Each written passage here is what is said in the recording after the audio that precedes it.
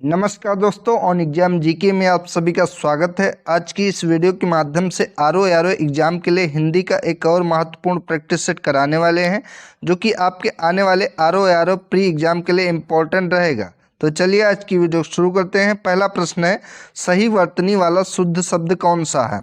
सत सत नमन, रीत्यानुसार, संभावना, कीर्तिवान। तो इनमें से सही वर्तनी का शब्द है संभावना। ऑप्शन नंबर सी इसका राइट ऑप्शन हो जाएगा। अगला क्वेश्चन, कौन से शब्द की वर्तनी मानक है? यानी कि पूछा है कि मानक सही कौन सा है? तो इनमें से वर्तनी संबंध जो कि मानक है, ऑप्शन नंबर डी इसका करेक्ट ऑप्शन हो जाएगा। बाकी सभी गलत हैं वर्तनी, यहाँ पर डी राइट ऑप्शन है। अगला, कौन सा शब्द अशुद्ध है? सौख्य, आकाश, निरपराध, माधुर्यता। इनमें से अशुद्ध शब्द पूछा है जो कि माधुर्यता है। बाकी आकाश, शौक और निरपराध ये सभी सही शब्द हैं। ऑप्शन नंबर डी इसका राइट ऑप्शन हो जाएगा। ठीक है। अगला क्वेश्चन, निम्नलिखित में से शुद्ध वर्तनी का शब्द कौन सा है? तो इसका शुद्ध वर्तनी हो जाएगा Vaidehi. Option number C correct option है। वैदेही इस प्रकार से लिखा जाएगा। ठीक है, सी राइट ऑप्शन है। अगला क्वेश्चन, निम्नलिखित में से कौन सा वाक्य शुद्ध है? आज का अवकाश देने की अनुग्रह करें, आज का अवकाश कृपया देने की कृपा करें, आज का अवकाश देने की कृपा करें, कृपया आज की अवकाश देने की कृपा करें। तो इसका राइट ऑप्शन हो जाएगा ऑप्शन नंबर सी कि आज का अवकाश देने की कृपा करें। सी राइट ऑप्शन हो जाएगा। बाकी सभी गलत हैं। अगला क्वेश्चन, निम्न विकल्पों में से मिश्र वाक्य को पहचानिए। इन वाक्यों में से कौन सा मिश्र वाक्य है? बच्चे पार्क में खेल रहे हैं, तुम कौन सी कक्षा में पढ़ते हो, उसने जो परीक्षा दी वह 10वीं की थी, सूर्योदय हुआ और अंधेरा चला गया। तो इसका मिश्र वाक्य है ऑप्शन नंबर सी कि उसने जो परीक्षा दी वह 10वीं की थी। ठीक है, option number C right option हो जाएगा। अगला क्वेश्चन, इनमें से कौन सा शब्द सांप का पर्यायवाची है? तो पूछा गया है कि सांप का पर्यायवाची शब्द कौन सा है? तो अहि, अभोग, गोकर्ण और उपरोक्त सभी। तो इनमें से ये सभी अहि, अभोग, गोकर्ण ये सभी सांप के पर्यायवाची हैं। तो ऑप्शन नंबर डी इसका राइट ऑप्शन हो जाएगा। अगला क्वेश्चन, निम्नलिखित में से कौन सा शब्द कमल का पर्यायवाची है? तो कमल का पर्यायवाची शब्द हो जाएगा अंबुज। Option number B correct option है। बाकी गुलाब, रजनीगंधा, मल्लिका ये सभी गलत हैं। अंबुज कमल का पर्यायवाची हो जाएगा। ठीक है। अगला क्वेश्चन, पावक किसका पर्यायवाची शब्द है? तो पावक जो कि आग यानी कि अग्नि का पर्यायवाची शब्द है। ठीक है, ध्यान रखेंगे। अगर आग के और पर्यायवाची की बात करें तो इसके हो जाएंगे अनल, आग, कृषाणु, कृषाणु भी आग का ही पर्यायवाची होता है। दव, हुतासन, हुतासन हो जाएगा। और वैश्वनार, वैश्वनार ये आग के पर्यायवाची हो जाएंगे। तो ऑप्शन नंबर ए इसका राइट ऑप्शन है। अगला, हवा के लिए पर्यायवाची शब्द इनमें से कौन सा है? तो हवा के लिए पर्यायवाची शब्द है Anil. Option number A correct option है। अन्य पर्यायवाची शब्द हवा के देखें तो हो जाएंगे पवन, पवन के बाद वायु, समीर, बयार आदि ये सभी शब्द जो कि हवा के पर्यायवाची शब्द हो जाएंगे। अगला, दिए गए विकल्पों में से सुधा का समानार्थी शब्द कौन सा है? यानी कि सुधा का पर्यायवाची शब्द कौन सा है? तो अमृत है। Option number C right option है। समानार्थी शब्द का मतलब होता है कि पर्यायवाची शब्द। ठीक है, सी राइट ऑप्शन है। अगला, स्थिर शब्द का पर्याय क्या है? यानी कि स्थिर शब्द का अर्थ क्या होता है? स्थिरता, निश्चलता, अडिग या दृढ़ता। तो स्थिर शब्द का पर्याय हो जाएगा अडिग। Option number C right option हो जाएगा। ठीक है। अगला, समुद्र का पर्यायवाची शब्द कौन सा है? तो समुद्र का पर्यायवाची शब्द है अर्णव। और इसके पर्यायवाची देखें तो अर्णव हो जाएगा, उसके बाद नदीस हो जाएगा, उसके बाद वारिस हो जाएगा, फिर नीर निधि हो जाएगा। नीर निधि भी पर्यायवाची जो कि समुद्र का ही है। उसके बाद पारावर हो जाएगा, पारावर, रत्नाकर हो जाएगा। ये सभी शब्द जो कि समुद्र के पर्यायवाची शब्द हैं। अगला क्वेश्चन, वाजी शब्द का पर्यायवाची शब्द कौन सा है? तो वाजी शब्द का पर्यायवाची शब्द हो जाएगा अश्व यानी कि घोड़ा। Option number A correct option है।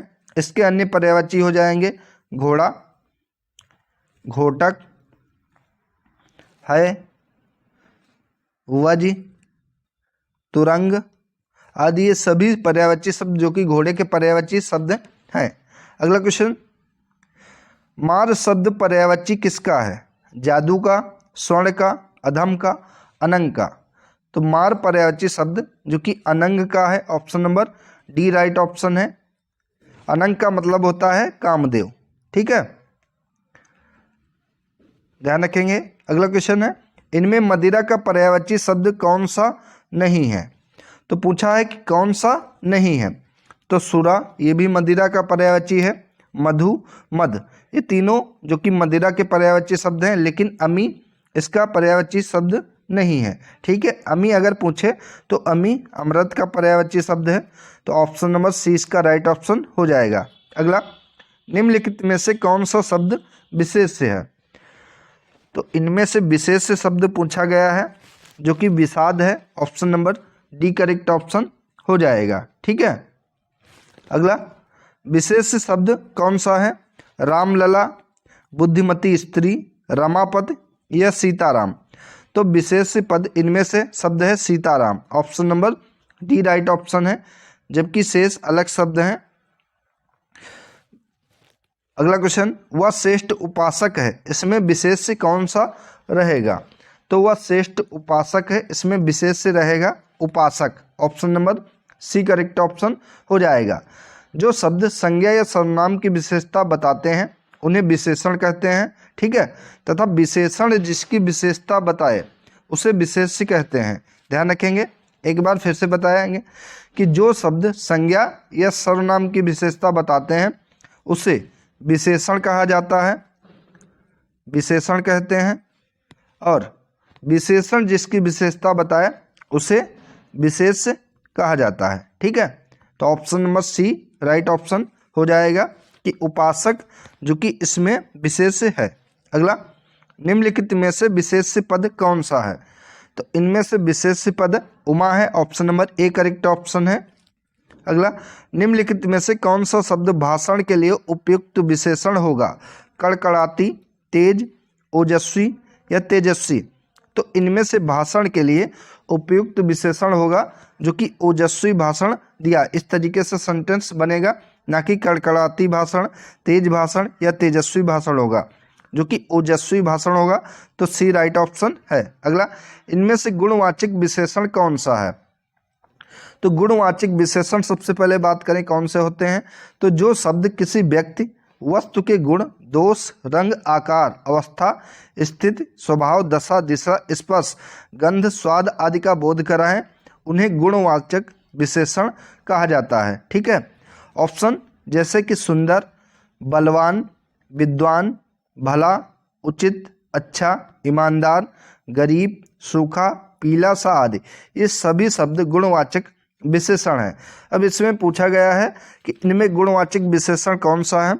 तो गरीब, सूखा और पीला सा, ये सभी उपरोक्त सभी जो कि गुणवाचक विशेषण है। तो ऑप्शन नंबर डी इसका राइट ऑप्शन हो जाएगा। अगला, सच्चे लोग कभी हारते नहीं हैं, इस वाक्य में सच्चे किस प्रकार का विशेषण है? गुणवाचक विशेषण है, सार्वनामिक विशेषण है, संख्यावाचक विशेषण है या परिमाणवाचक विशेषण है? तो सच्चे लोग कभी हारते नहीं हैं, इस वाक्य में सच्चे जो कि गुणवाचक विशेषण है। ऑप्शन नंबर ए इसका करेक्ट ऑप्शन हो जाएगा। ठीक है, अगला, विशेषण किसकी विशेषता बताते हैं? अभी बताया जा चुका है। तो विशेषण जो कि संज्ञा और सर्वनाम दोनों की विशेषता जो बताएं उसे विशेषण कहा जाता है। ऑप्शन नंबर 20 का राइट ऑप्शन हो जाएगा। अगर विशेषण आपसे पूछे कितने प्रकार के होते हैं, तो ये 4 प्रकार के होते हैं। पहला गुणवाचक होता है, दूसरा आपका विशेषण जो कि संख्यावाचक होता है। संख्यावाचक के भी 2 भेद होते हैं, निश्चित संख्यावाचक, अनिश्चित संख्यावाचक। तीसरा जो होता है वो परिमाणवाचक विशेषण होता है, इसके भी 2 भाग होते हैं निश्चित परिमाणवाचक और अनिश्चित परिमाणवाचक, और चौथा जो होता है वो सार्वनामिक विशेषण होता है। ठीक है, सार्वनामिक विशेषण, ये ध्यान रखेंगे।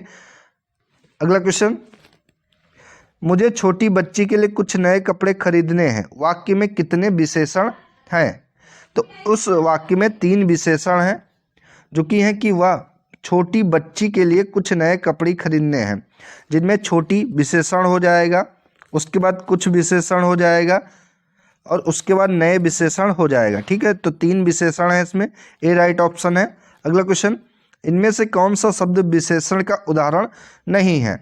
तो अधिकारी ये भी विशेषण है, आग्नेय ये भी विशेषण है, अंतर जो कि विशेषण नहीं है, और आंतरिक ये विशेषण है। तो option number C correct option है कि अंतर जो कि विशेषण का उदाहरण नहीं है। ठीक है, अगला, निम्न में से विदेशी शब्द कौन सा है? उष्ट्र, अमीर, प्रिय, भक्त। तो इनमें से अमीर जो कि विदेशी शब्द है, option number B right option है। अगला क्वेश्चन, निम्नलिखित शब्दों में से विदेशी शब्द को पहचानिए। तो इनमें से विदेशी शब्द जो कि अलमारी है, बाकी निद्रा, अचरज और चबूतरा ये सभी देशज शब्द हैं, बाकी अलमारी जो कि विदेशी शब्द है। ठीक है, अगला क्वेश्चन, अंगोछा किसका तद्भव शब्द है? तो अंगोछा इंपॉर्टेंट क्वेश्चन है ये, अगर अंगोछा पूछे तो ये जो कि अंग प्रोंछा का तद्भव शब्द है। ठीक है, ये तत्सम शब्द है अंग प्रोंछा, और इसका तद्भव जो कि अंगोछा है। Option number A correct option हो जाएगा। ठीक है, अगला क्वेश्चन, एक तद्भव शब्द इनमें से कौन सा है? तो अटल, आतुर, अतिथि व अजीर। तो इनमें से तद्भव शब्द है अटल, option number A correct option हो जाएगा। ठीक है, अगला क्वेश्चन, निम्नलिखित में से तद्भव शब्द कौन सा है? तो इनमें से तद्भव शब्द है अचरज, option number A correct option हो जाएगा। ठीक है, अगला, निम्नलिखित में से कौन सा शब्द तद्भव शब्द है? इष्टिका, कुपुत्र, अमीय, उलूक। तो इनमें से तद्भव शब्द है अमीय, option number C correct option है। अगला क्वेश्चन, अकार्य शब्द का तद्भव रूप क्या हो जाएगा? तो अकार्य शब्द का तद्भव रूप हो जाएगा अकाज, यानी कि ऑप्शन नंबर 20 का करेक्ट ऑप्शन हो जाएगा। अगला क्वेश्चन, अंध का तद्भव क्या होगा? अंधा, ओत्र, अंध या फिर आम्र। तो अंधा जो कि अंध का तद्भव शब्द हो जाएगा, option number A correct option है। अगला, उस विकल्प का चयन करें जो दिए गए शब्द का तद्भव रूप हो। तो अष्टालिका का तद्भव रूप क्या हो जाएगा? अटारी, कमरा, हंसी या फिर कमरा। तो अष्टालिका का तद्भव रूप जो कि अटारी हो जाएगा, ऑप्शन नंबर ए राइट ऑप्शन हो जाएगा। अगला, निम्नलिखित में से कौन सा शब्द तद्भव नहीं है? तो दांत, अधर, आँख और कान। पूछा गया है कि इनमें से तद्भव शब्द कौन सा नहीं है?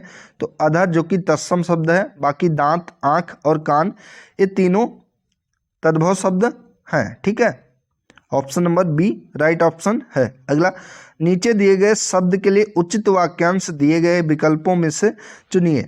अभूतपूर्व किसे कहा जाएगा?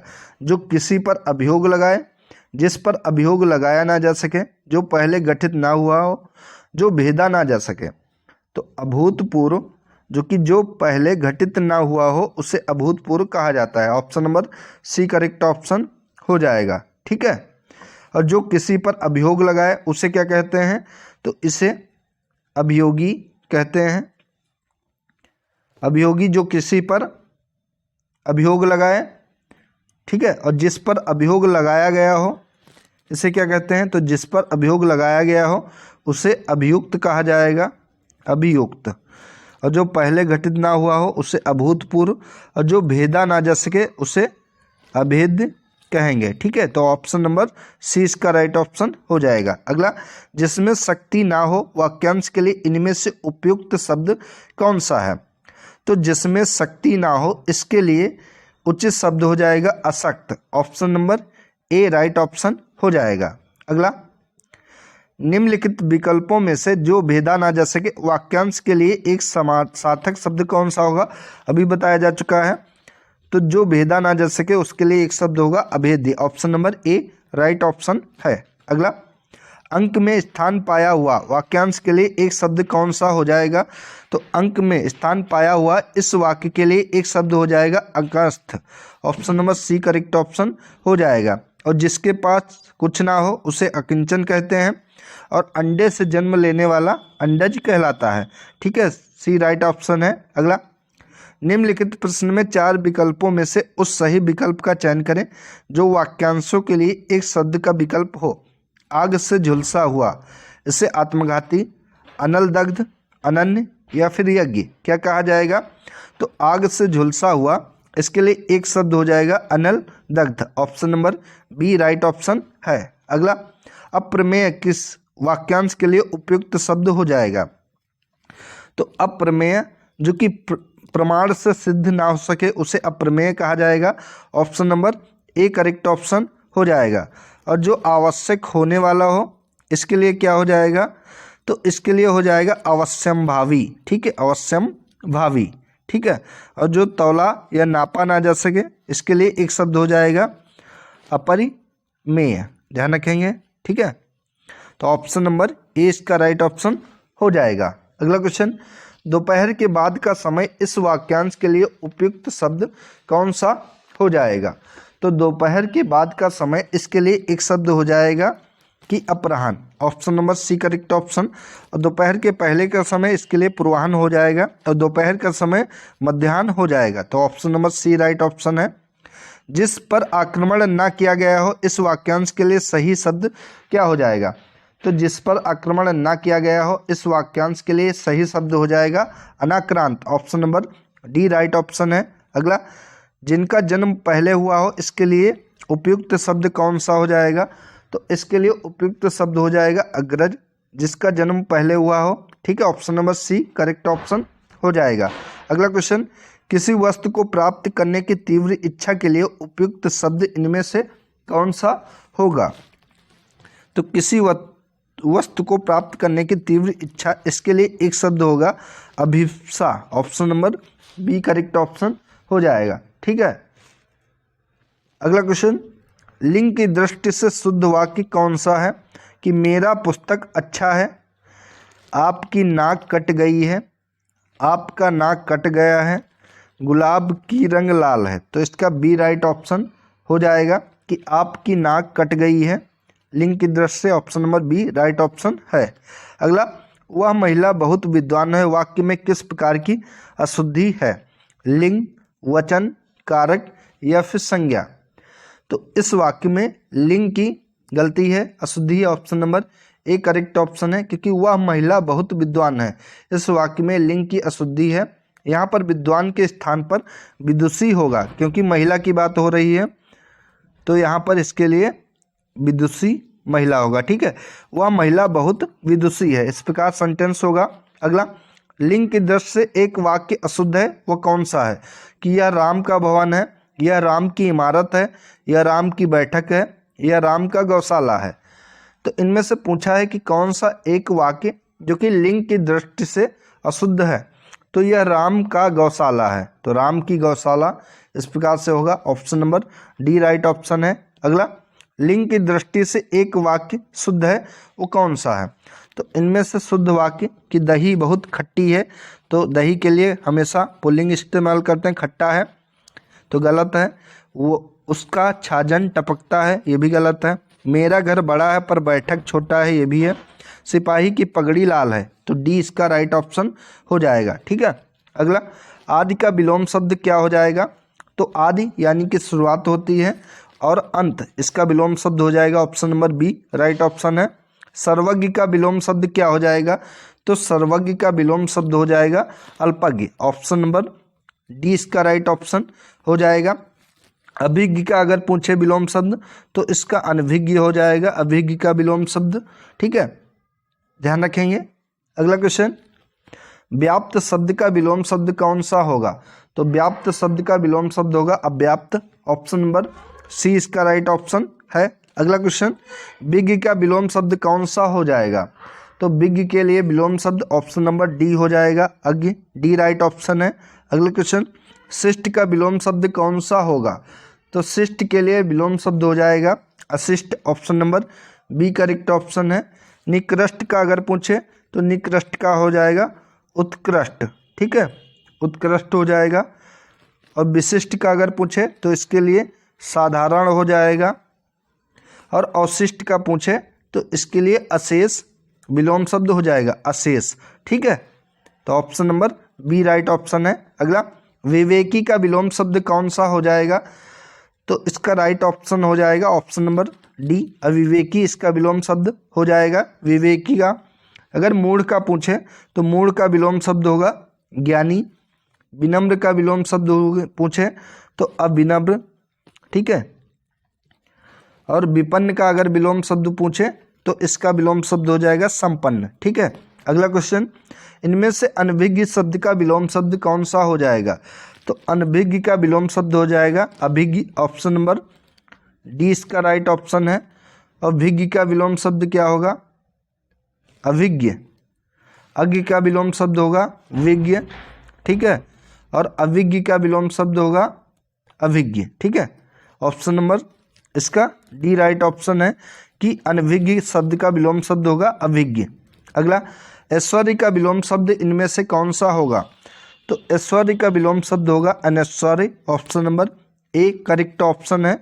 दरिद्रता का विलोम शब्द तो इसका हो जाएगा संपन्नता, ठीक है, ये ध्यान रखेंगे, संपन्नता। वैभव का विलोम शब्द पूछे तो इसका हो जाएगा दरिद्र विलोम शब्द, ठीक है।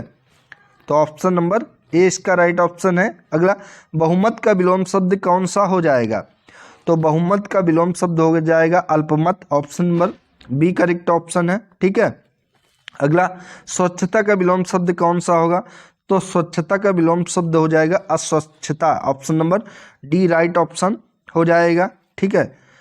शुद्धता का अशुद्धता हो जाएगा विलोम शब्द, ठीक है। और असाध्य का हो जाएगा विलोम शब्द साध्य।